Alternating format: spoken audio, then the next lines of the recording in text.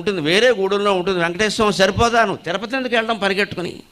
రోజుకు 2 లక్షల మంది వస్తే ఎవరు చేస్తారండి ఏర్పాటు? దేవుడు దిగొచ్చిన టీటీడీ చైర్మన్ ఇప్పుడు ఉన్నవాళ్ళు కాదండి. దేవుణ్ణి మీరు చైర్మన్ చేసినా చేసేదేం లేదమ్మా. దేవుడే చైర్మన్ అయితే వెంటనే ఏం చేస్తారంటే గోవిందా అని అక్కడి నుంచి మాయమైపోతాడు గొడవ లేకుండా. ఇక మళ్ళీ కనపడ్డాయి. ఇంక రాడుగా అవడను. ఆయనే లేనప్పుడు మనం ఎందుకు కడతాం?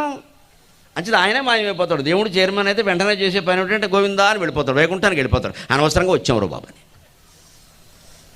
మొత్తం దేవాలయాల్లో అవినీతి జరుగుతుందంటే మనం కారణం, మన పిచ్చి నమ్మకాలు కారణం. దాని నుంచి బయటపడి జీవితంలో స్వచ్ఛంగా ఉన్నావా లేదా, సంపాదన ప్రతి రూపాయి స్వచ్ఛంగా ఉందా లేదా. లక్ష్మీదేవి ఎక్కడ పుట్టిందండి? మన పురాణాలు ఏం చెబుతున్నాయండి? లక్ష్మీం క్షీరసముద్రరాజతనయాం శ్రీరంగధామేశ్వరీం దాసీభూత సమస్తలోక విభవ బ్రహ్మేంద్ర గంగాధరాం త్వాం త్రైలోక్య కుటుంబినీం. క్షీరసముద్ర